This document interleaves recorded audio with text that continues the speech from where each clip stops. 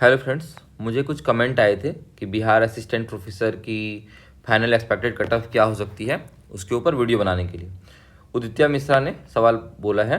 Final cut off पे एक video बनाइए, तो मैं बना रहा हूँ। वीडियो जो भी बन रहा है कट ऑफ का, मैं आपको पहले ही बता दूँ कि 29 और 30 को ऐसे भी लिस्ट आ जाएगा और उस दिन हमें कट ऑफ पता चल जाएगा कि क्या कट ऑफ गई है क्या नहीं। ये बिल्कुल लॉजिक के ऊपर बेस्ड है और जो मैंने डेटा के बेसिस पे पहले जो कट ऑफ रिलीज़ किया था वो कट ऑफ कुछ सब्जेक्ट्स के लिए एग्जैक्ट भी है और कुछ सब्जेक्ट के लिए थोड़ा डेविएट किया था, ठीक है, लेकिन कुछ सब्जेक्ट्स के लिए एग्जैक्ट भी आया था। तो ये एक स्पेकुलेशन, इसको आप मान सकते हैं। कट ऑफ प्रिडिक्शन करने के लिए हमें 2-3 बातों का ध्यान रखना है कि जो एवरेज इंटरव्यू स्कोर ये हम लोग एज्यूम करेंगे इसमें, प्लस एपीआई, इसके आधार पे ही आपका एक्सपेक्टेड कट ऑफ बनेगा। ये भी हमें समझ में आता है। ज़रूरी बात यहाँ पर है कि वेट लिस्ट इसमें आएगी कि नहीं। अगर इसमें वेट लिस्ट आती है तो मुझे लगता है कि बहुत सारे लोग हैं उनको मौका मिल जाएगा, स्पेशली यूआर कैटेगरी में। आपको एक बात ध्यान रखना होगा कि जो भी लोग बिहार के रहने वाले हैं, बिहार के रहने वाले कौन हैं, जितने भी आपके रिजर्व कैटेगरी के लोग हो गए, ठीक है, जितने भी रिजर्व कैटेगरी के लोग हो गए और यूआर के कुछ लोग, वो बिहार के रहने वाले हैं इस केस में। तो आप ये मान के चलिए कि बिहार के जितने भी लोग हैं ना, उसके 95% लोग ज्वाइन करेंगे।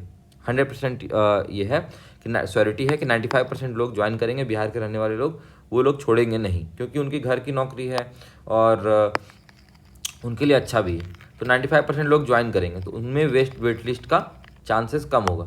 वेट लिस्ट का चांस बढ़ेगा ज़्यादा कब, मैं आपको बताता हूँ। ये तब बढ़ेगा ये यूआर की वजह से।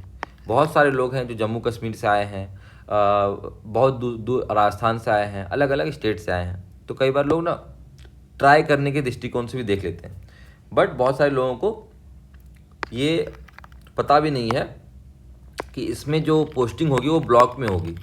पहले तो एक डिस्ट्रिक्ट होता है, ठीक है, डिस्ट्रिक्ट है, वो भी बिहार का है। तो अर्बनाइजेशन के मामले में आप देख ही सकते हैं बिहार का रैंक क्या है। उसके बाद डिस्ट्रिक्ट के बाद भी ब्लॉक होता है, तो ब्लॉक में ही जो कॉलेजेस होंगे वहाँ पर पढ़ाना है। तो प्रैक्टिकली स्पीकिंग जो बहुत सारे लोग हैं जो बाहर रहे हैं, उनके लिए ब्लॉक में रहना क्या पॉसिबल हो पाएगा, ये भी वो लोग ये सारी चीज़ को देखेंगे, कैलकुलेट करेंगे। इस वजह से भी जो है बहुत सारे लोग ज्वाइन नहीं करेंगे। तो मुझे लगता है कि जितनी जल्दी से वैकेंसी कराया गया है और इसमें लिखा गया है ना कि 1 से 8 तक तारीख दिया जाएगा ज्वाइन करने के लिए, 1 से 8 अगस्त तक। तो बहुत सारे लोग जो हैं वो 8 अगस्त तक अगर ज्वाइन नहीं करें तो मे भी शायद से वेट लिस्ट उस समय आएगा। This is what I feel. आ सकता है, इसके बारे में कोई आधिकारिक जानकारी नहीं है, क्योंकि ऑब्वियस सी बात है इनको कैसे भी करके सीट फिल करना है, कॉलेज को स्टार्ट कराना है। तो अब नए से फिर उस समय तो फिर नए से तो इंटरव्यू नहीं होगा, इंटरव्यू तो किया हुआ होगा ही। और वेट लिस्ट मुझे लगता है लॉजिकल भी है कि जो लोग उसके बाद उसके नीचे थे कट ऑफ लिस्ट में, तो वो आ जाएंगे। तो अभी हम लोग समझते हैं कट ऑफ का खेल। सबसे पहले आपको पता है कि टोटल 422 वैकेंसी है अलग अलग सब्जेक्ट्स में। 6 सब्जेक्ट्स के लिए एग्जाम था। मोर और लेस आप समझ के चलिए यूआर के लिए, यूआर में कौन आएगा, जितने भी बिहार के मेल हैं, बिहार के मेल की बात कर रहा हूँ मैं यूआर में, और साथ ही साथ जितने भी आउटसाइड स्टेट्स के मेल हो गए प्लस फीमेल हो गई, ठीक है, ये यूआर में आएंगे। यहाँ पर मैं यूआर फीमेल की बात नहीं कर रहा हूँ, एक एग्जाम्पल समझाने के लिए। तो 118 लोग सीट्स थी यूआर में। और आपको ये भी पता है कि इंटरव्यू के लिए कितने लोगों को बुलाया गया है, 3 गुना, यानी 118 इंटू 3, ठीक है, यानी कि 354 लोगों को इंटरव्यू में बुलाया गया। कट ऑफ क्या होता है, जैसे कि हिस्ट्री का उदाहरण लें, 68.5 अगर कट ऑफ आया था एपीआई स्कोर इंटरव्यू में बुलाने के लिए, तो ये उस व्यक्ति का स्कोर है या उन कुछ लोगों का स्कोर है जो आखिरी ग्रुप था हिस्ट्री में सेलेक्ट होने के लिए। लेकिन बहुत सारे लोग तो 68.5 से ऊपर होंगे, 70s में होंगे, 73, 74, ऐसे ही बहुत लोगों का कट ऑफ होगा।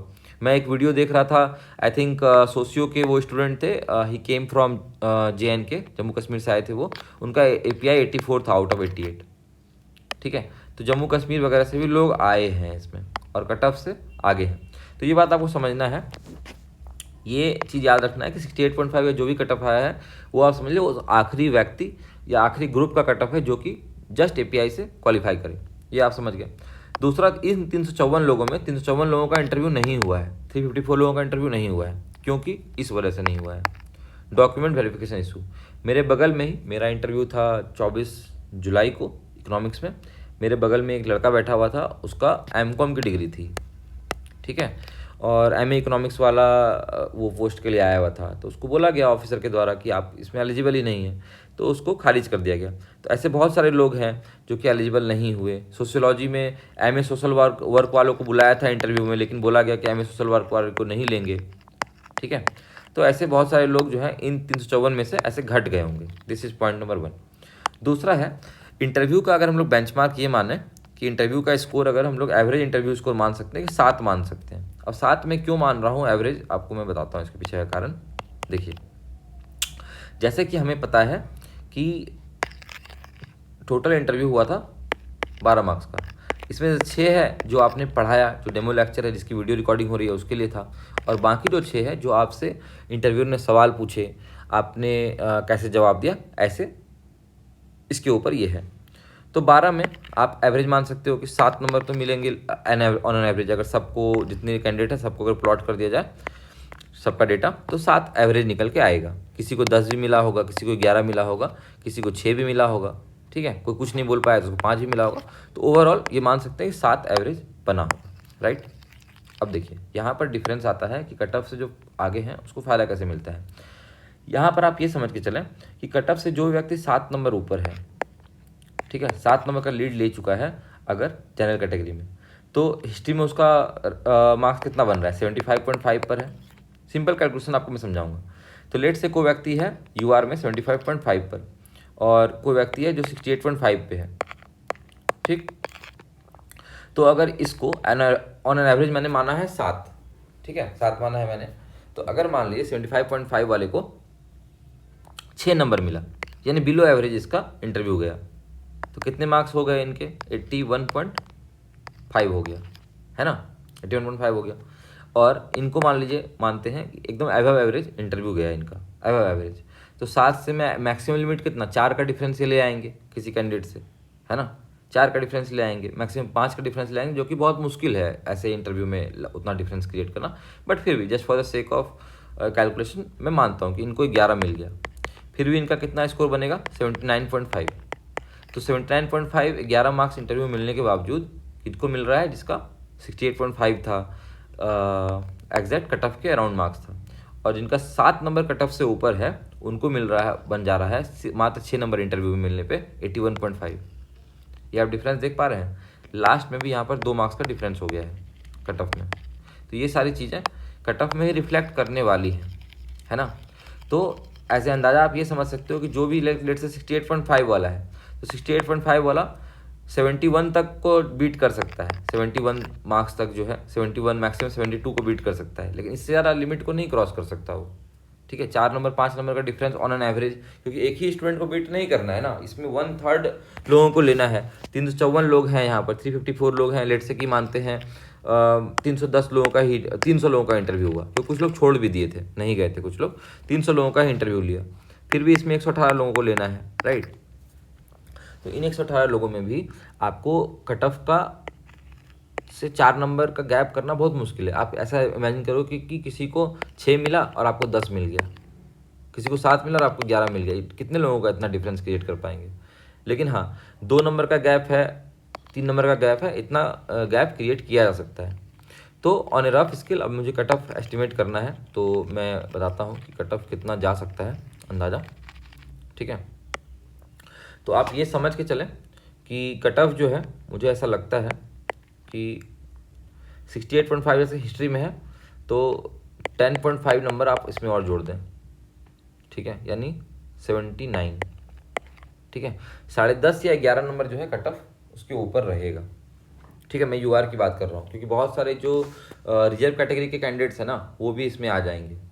ठीक है, तो कट ऑफ से 10.5 या 11 नंबर जो है ऊपर रह सकता है कट ऑफ अलग अलग कैटेगरी में। तो यही मेरी एनालिसिस है। तो 68.5 जैसे है, तो 10.5 इसमें जोड़ दिए, 69 79, तो 79 के आसपास कट ऑफ रह सकता है इसमें, 79 +- 1। 67.6 है, इसमें भी आप वही जोड़ दीजिए 10.5 नंबर, तो ये हो गया आपका 68 10, तो 78 79 के बीच में हो सकता है। ठीक है, 65 जो है इंग्लिश में, तो इसमें आपका 76 के अराउंड हो सकता है, 76 77। ठीक है, पॉलिटिकल साइंस में 68 है, तो 79 के +-1 हो सकता है, 79 +-1 पॉलिटिकल साइंस में भी 79 ++-1। हम लोग बात करेंगे वेटिंग लिस्ट का कि वेटिंग लिस्ट की वजह से कैसे कट ऑफ में बदलाव आएगा, वो मैं भी आपको बताऊंगा। इसके पीछे भी लॉजिक है। हिंदी में 69.9 आपका कट ऑफ ही गया, ऑलमोस्ट 70 गया है, तो इसमें आप समझ सकते हो कि 81-82 के अराउंड रह सकता है कट ऑफ। और इकोनॉमिक्स में 65.3 गया है, तो आप समझ सकते हैं 76 +-1 के अराउंड कट ऑफ यहाँ पर रहने की उम्मीद है। ठीक है, इसके अराउंड ही कट ऑफ रहेगा इकोनॉमिक्स में भी। अच्छा, अब एक ज़रूरी बात मैं आपको बताना चाहता हूँ। देखिए हाँ, अब एक ज़रूरी बात बताना चाहेंगे। अब देखो, ये तो हो गया कट ऑफ की बात, अलग अलग यूआर में ऐसा है। और मोर और लेस सारे कैटेगरी में भी आप 10.5 या 11 नंबर का गैप लेकर के एक अंदाजा लगा सकते हैं कि इतने में आपका चांस लग जाएगा। 10.5 से 11 नंबर अगर आप ऊपर है ना, मतलब आपका एपीआई स्कोर कैलकुलेट करने के बाद 7 नंबर अगर आप एवरेज माने इंटरव्यू में, और अगर आपका आ जा रहा है 10.5 से 11 नंबर के ऊपर, या जैसा भी आपको लगता है आपका ओन एस्टिमेट कि इंटरव्यू में कितना मिल सकता है, उसके हिसाब से आप सोच सकते हो कि ये कट ऑफ हो सकता है। मैं पूरी तरह से गलत भी साबित हो सकता हूँ, इसमें भी कोई डाउट नहीं है, क्योंकि एक्चुअल में तो किसी को पता नहीं है कि कैसे इंटरव्यू मार्किंग हुई है कि क्या हुई है, ये हम लोग बस एक अंदाजा लगा रहे हैं। वेट लिस्ट का देखिए रोल क्या आता है। बहुत बार ऐसा इसमें आपको देखने को मिलेगा कि जैसे किसी का आ गया, ठीक है, बहुत सारे लोग इस चीज़ को नहीं जान रहे हैं। जैसे कि सब मैक्सिमम लोग सोच रहे हैं जो बाहर से आए हैं कि डिस्ट्रिक्ट में हमारी पोस्टिंग हो जाएगी, बट एक्चुअल में बात ये नहीं है। जितने भी कॉलेज बनाए गए हैं इसमें, वो ब्लॉक्स में बनाए गए हैं। तो एक तो डिस्ट्रिक्ट है, बिहार का आप अर्बनाइजेशन लेवल देख सकते हैं कि बिहार का अर्बनाइजेशन लेवल किस रैंक पे आता है इंडिया में, और उस डिस्ट्रिक्ट का भी अलग अलग ब्लॉक है, कॉलेज आपका ब्लॉक में ही होगा। तो कितने लोग जैसे कोई जम्मू कश्मीर से आया है, कोई राजस्थान से आया है, कोई मध्य प्रदेश से आया है, तो कितने लोग ब्लॉक में रहने के लिए कंफर्टेबल होंगे, ये भी अपने आप में एक सवाल है। बहुत लोग वेस्ट बंगाल से भी आए थे इंटरव्यू देने के लिए। तो ये भी है कि बहुत नाम आने के बाद, जैसा आपको पता है कि 1 से 8 अगस्त के बीच में ही लोगों को एक्सेप्ट करना है। और मुझे लगता है कि जब कमीशन ने इतनी जल्दबाजी में सारा कुछ कराया है, तो वेट लिस्ट भी इसमें ज़रूर आएगा। और मुझे लगता है उस जब वेट लिस्ट आएगा ना, तो जिनका कट ऑफ के अराउंड भी है यूआर में, उनका भी चांसेस लग सकता है। क्योंकि मेरा ऐसा समझ है कि जो बाहर वाले हैं उसमें से बहुत सारे लोग ज्वाइन नहीं करेंगे। ठीक है, सब लोग ज्वाइन नहीं करेंगे, ऐसा मुझे लगता है। बहुत लोगों से मैंने बात किया, कुछ लोग तो ऐसे भी हैं जो कि इंटरव्यू देने ही नहीं गए। ठीक है, क्योंकि सब कुछ ऑनलाइन हो रहा था, तो एपीआई में नाम आ गया, बट नहीं गए वो लोग इंटरव्यू देने के लिए। तो ये भी एक पॉसिबिलिटी बनती है। तो जिन्होंने भी इंटरव्यू दिया है वो होपफुल रहेंगे कि वेट लिस्ट भी आ सकती है। You don't have to lose your hope.